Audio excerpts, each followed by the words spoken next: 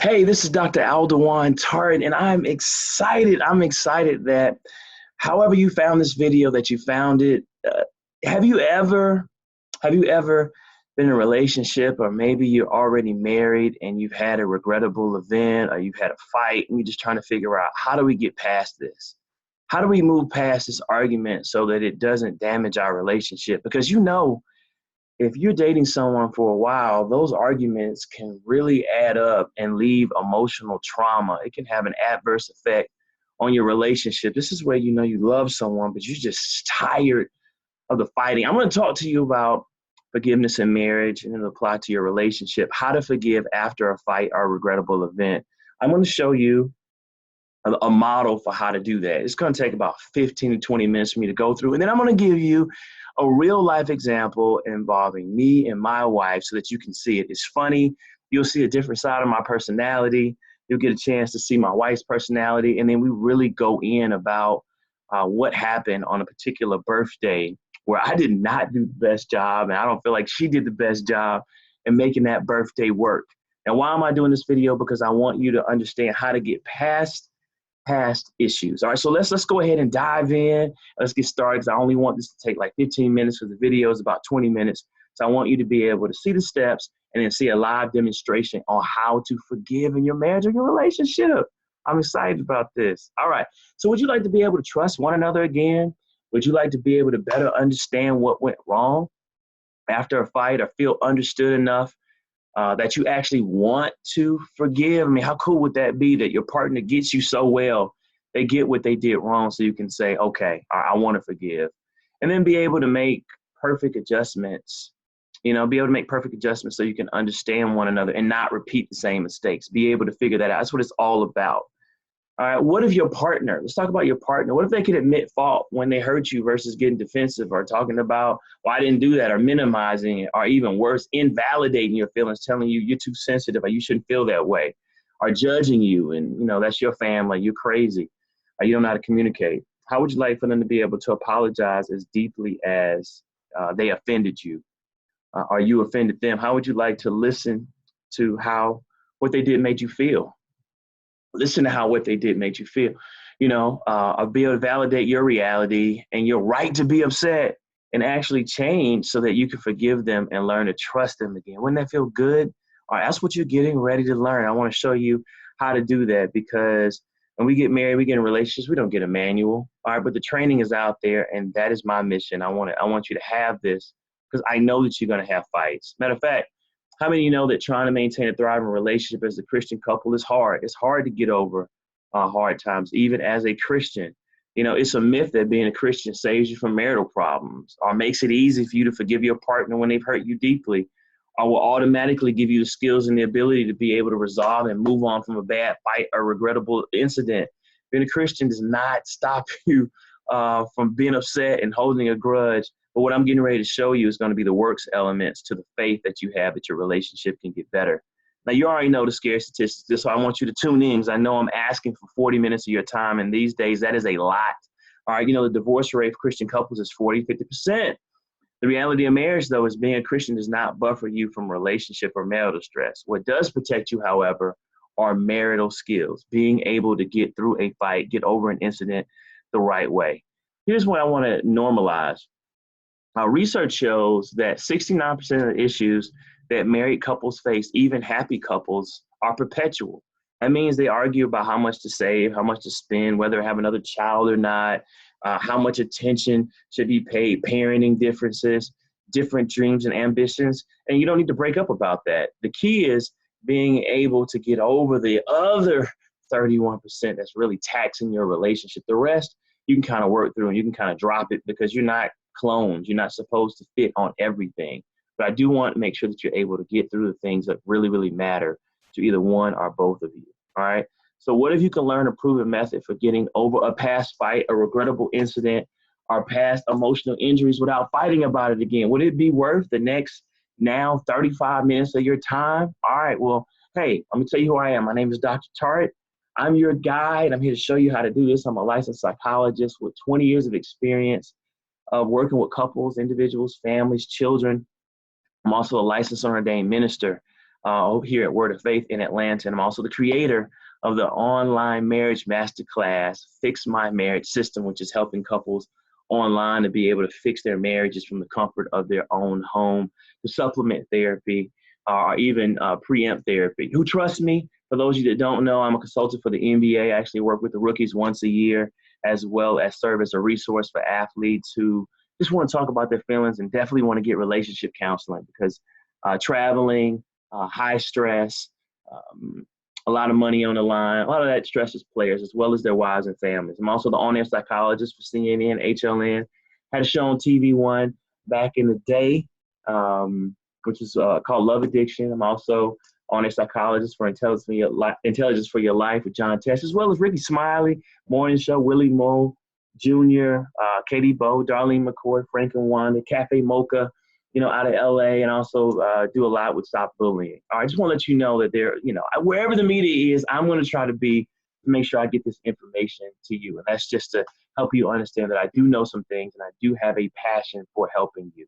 Now, am I personally invested in this? Yes, this is my wife. Yes, she's upgraded me. I'm so happy that she's in my life. And I'm showing you this picture. Yes, us, on the beach in Jamaica, no children.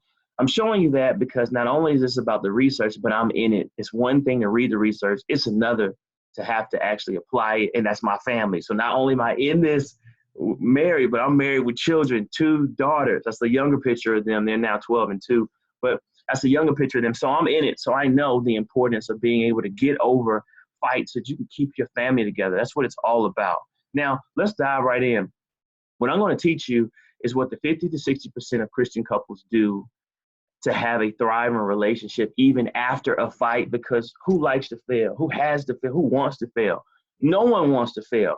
So what I'm going to do is give you the skills. I'm going to give you a 5-step process for getting over a bad fight. Can we get started? Are you ready for the answer? You ready for the answer? Say yes.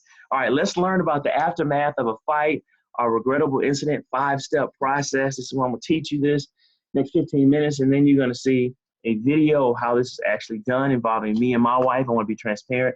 This is developed by Dr. John Gottman and Dr. Julie Schwartz-Gottman that have done the research and say, how do couples recover after a fight in a healthy way? And that's why I want to give this to you, because I know there's probably no way you have access to this information. All right, step 1, share your feelings. Share how you felt, but not why yet. We'll get there. And so what you want to do is refer to a feelings chart. You can print one off on Google and just talk about a list of emotions. A lot of men are not taught, women as well, are not taught how to express emotions or even how to access emotions. Most men have like 2 emotions, disrespect and angry.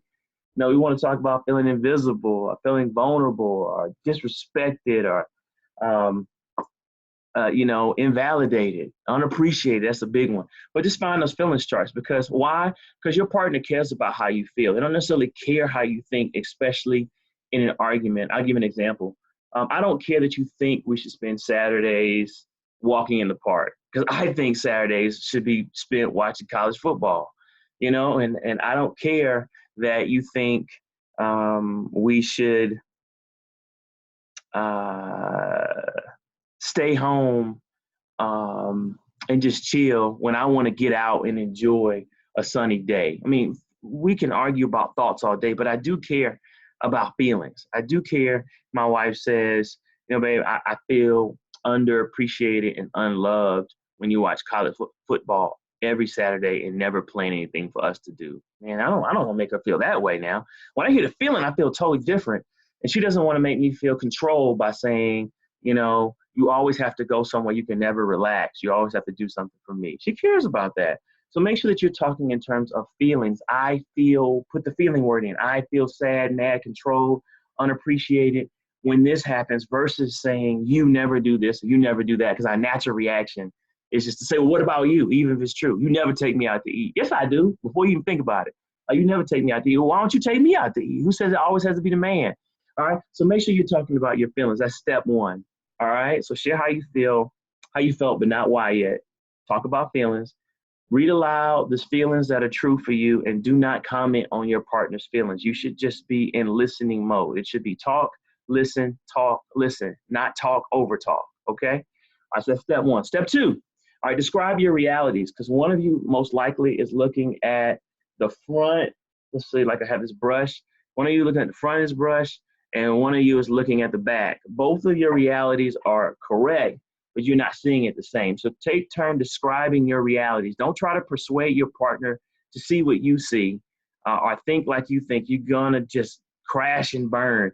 What you want to do is be able to understand it from their point of view. From where you're standing, what do you see? So where you are on the other half of our relationship, how do you look at it? And this is where I look at it. So let me break that down to different parts. So part A is take turns describing your own reality of what happened during an event, like a reporter giving a blow-by-blow description. So when you did this, I felt this way. We'll demonstrate that in the video, but when you do this, I felt this way. When you did this, then it made me feel this way. Give them the blow-by-blow so they're able to follow your train of thought as well as your feelings. Try to avoid attacking and blaming. Talk about what you need from your partner, and then say, I heard you saying versus you said. And then part B, summarize and then validate your partner's reality. Validation does not mean you agree, but it does mean that you can understand your partner's experience of the issue. You will see this demonstrated. Do not try to agree. Just say from your point of view, I'll give you a good example. When I turned my back on you and we argued to answer the phone, you saw that as disrespectful, all right? You saw that as disrespectful. I totally get it. From my perspective, I just have a habit when the phone rings of turning around so you can't tell who I'm talking to, since a lot of the clients that I talk to are confidential, even for my wife. Does that make sense? So you need to understand her reality, and she needs to understand your reality. You don't need to agree. She doesn't need to agree that I should turn around. And I don't need her, I shouldn't say, well, you shouldn't be offended that I turned around. That's invalidating someone's reality, and the quickest way to keep a conflict going. Instead, say, it makes sense to me how you can feel that way based on your reality. I get it. I totally get it. All right. Use empathy. Say, I can see why this upsets you. I can totally get how turning my back on you upsets you. And then I can totally see why you would want to maintain privacy of your clients. I can totally see how this irritated you because I know how you are. I know that you're big on disrespect, or I know that you're big on confidentiality, and I am. I don't talk to my wife or children, mom, dad, anyone about, who I see. Then there's a part C. Now, hopefully after that, you both feel understood. If yes, move on to the next step. If no, ask the critical question. What do I need to know to understand your perspective better? What do I need to get? What did I not get when you were talking before? What do I need greater clarity on? And then after summarizing and validating, ask, did I get it? Is there anything else? All right, this is called an accuracy check. That's probably the biggest step, is did I get it? Is that right? So after you're repeating back what your partner's saying, so when I turned around, that made you feel disrespected and upset, and as if you were alone and I didn't care about you, and that when I'm angry, I'm disrespectful, but when I'm calm, I say all these things, and it made you feel like I was a hypocrite. Is that it? Is that how you were feeling? Did I get it? When you say that and you make your partner feel felt, man, you are really giving them a gift. All right, step 3, share your triggers. Share what escalated the interaction for you. Say, hey, I was already irritable. When you turn your back on me, that brought up memories of my dad doing that, whatever. Talk about it. And as you rewind the videotape in your mind, stop at a point where you had a similar set of feelings triggered in the past. So when you turn your back and walked away, that made me remember and triggered when my high school girlfriend or boyfriend did that. And they kept walking down the hallway, and everyone was looking at me like, I can't believe they disrespected you like that. And all those memories started cascading. And we know that we have baggage. We know that a lot of us have issues with exes. For me, I definitely have issues with one particular ex. And a lot of us have issues with our parents. So know that we are wounded. We are coming into relationships wounded. So know what those triggers are, so that you can behave like your partner has issues and kind of stay away from them. That's how you make adjustments. So share your stories. It will help your partner understand you. I had a couple that I saw where on one side, a spouse was saying that their father never validated them. He was there, but he never really validated. He was never really verbal, really never told this person why they were special. So it was always an issue, and they always needed confirmation. And on the other side, there was a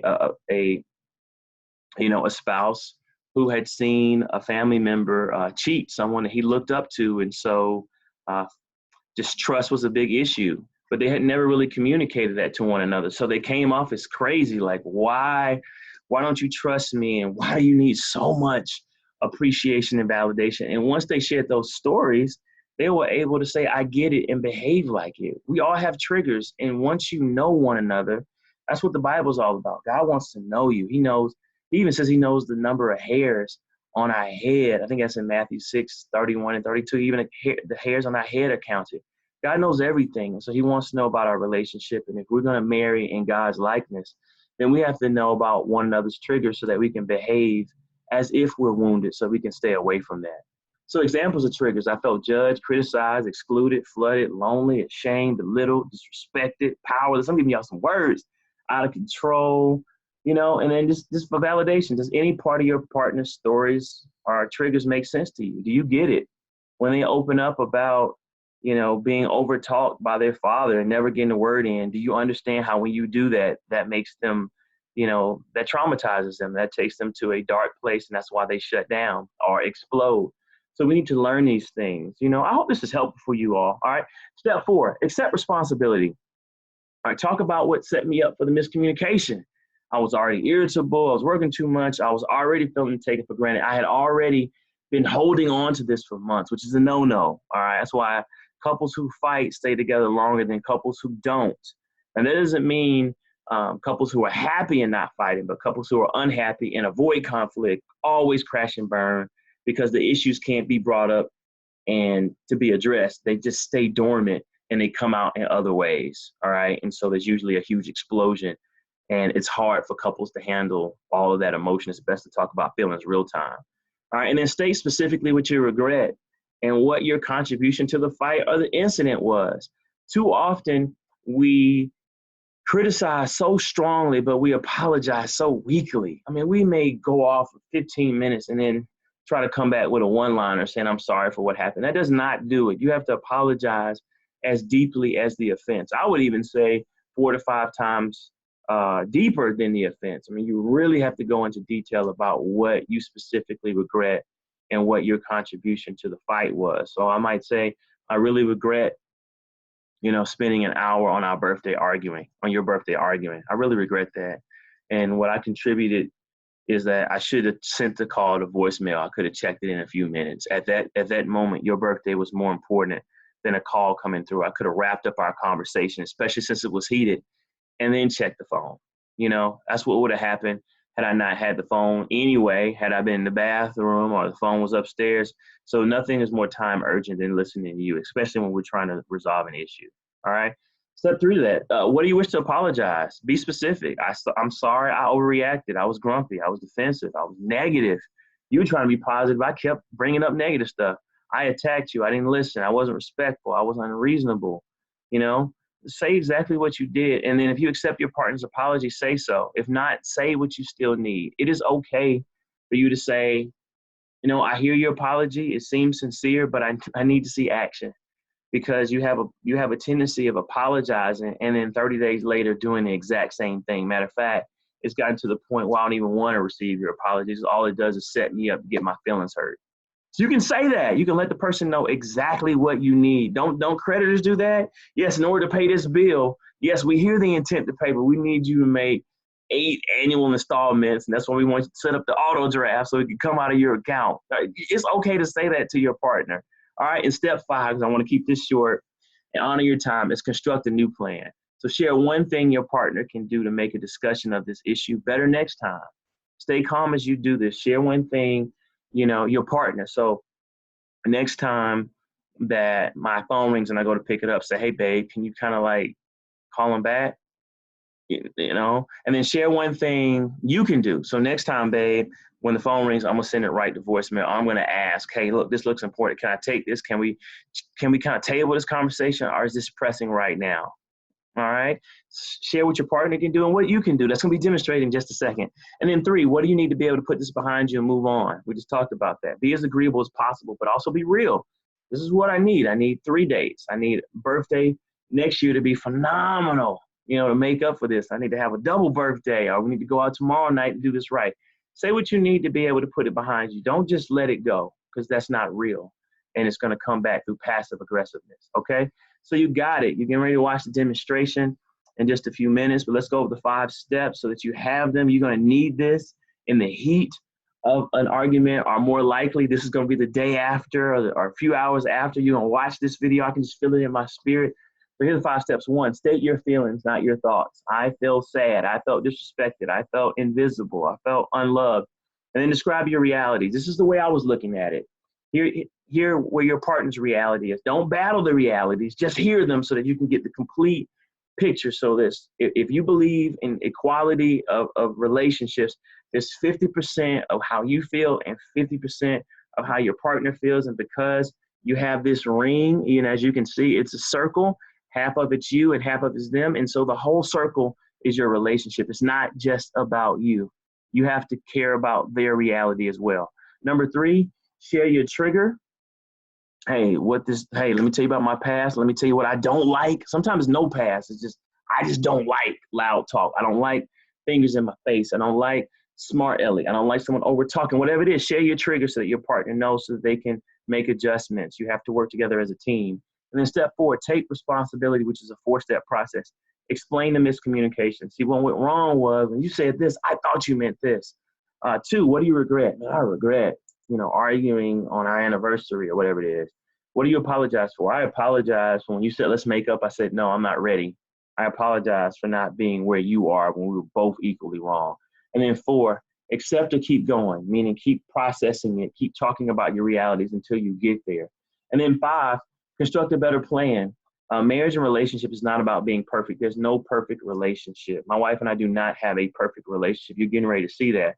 But what we do have is the ability to make perfect adjustments. When we mess up, just like an athlete, we look at it and say, what the heck happened? What went wrong? Let's get back in tune and figure out what happened so that we can, 1, move on, and 2, when we have a similar incident like that, we can deal with it a lot better.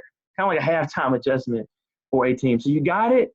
All right. So there's benefits of forgiveness. This is not just for you to, for this to be, oh, this is interesting. This is not about knowledge. I want this to be applied to your life. And I want you to email me and say, man, I saw this video.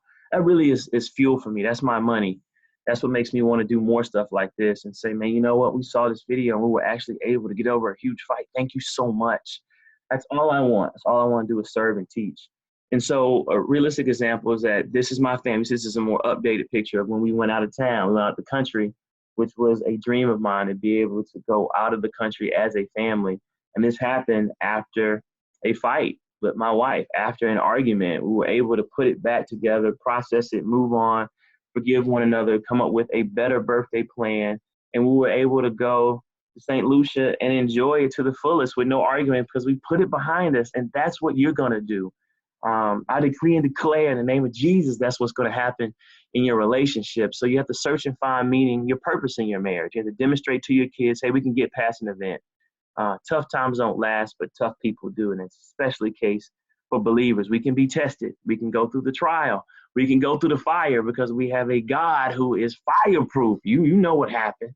In that fire, they came out unscathed, And so you want to create experiences that add to your marital bank account. That's what vacations are. That's what family moments are. And those things happen after a fight. You want to build it up to a 5 to 7 to 1 ratio to have a healthy marriage. 5 to 7 good times for every negative. So you have to be able to move through a fight so that you can get to the good part so that that fight intensity can kind of mellow out and not contaminate your relationship. On the flip side of that, unsuccessful marriages or toxic marriages, there's a 1-to-1 ratio. For every good thing, there's a bad thing. And you just can't tolerate that. I don't care how strong of a believer you are. It just becomes too toxic for your own good. I'm not saying that you divorce, but what a lot of people do, either they separate, they divorce, or they're married but single, doing a roommate situation, going half on the bills, half on the kids, waiting them to go to college, and then they split, or they just kind of stay in the same house and live separate lifestyles. And I don't want that for you. I want you to be able to repair. All right. So, scripture I want you to study is Ecclesiastes verses 4:9-12, which basically talks about two is better than one. They get better return for their labor, and you're going to have to work at this. Both of you are going to have to work at this. Men, if you don't believe in counseling, you don't believe in feelings, then you're not being manly. I'm going to call you out. If you look at ESPN, all these athletes are coming out. Paul Pierce, the Morris brothers, Kevin Love are coming out. DeMar DeRozan coming out talking about feelings and emotions.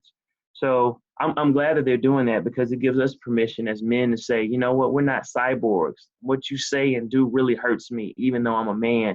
And I want to be able to talk about it and process it as if I really do have feelings. I really do have real pain. I really do have triggers, and I need you to understand that. So, men, I'm giving you permission.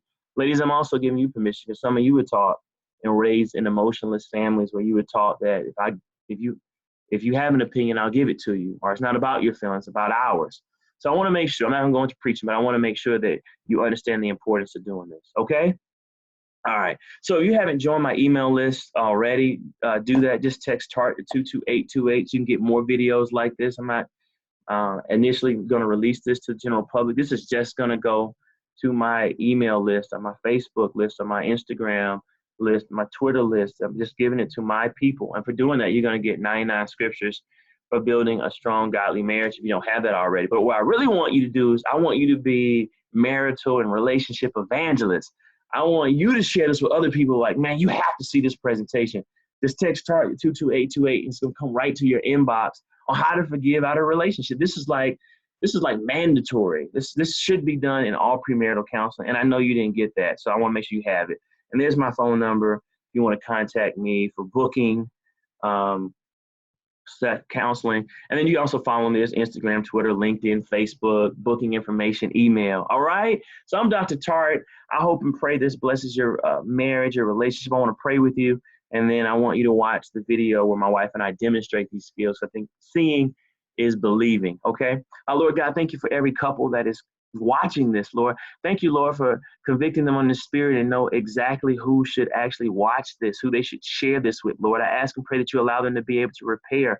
Lord, we know in the word that your son Jesus is a great example of forgiveness. He sat and he looked Peter right in the eye and said, you're gonna betray me 3 times before the rooster crows. And Peter swore, I will not, I'll be there for you.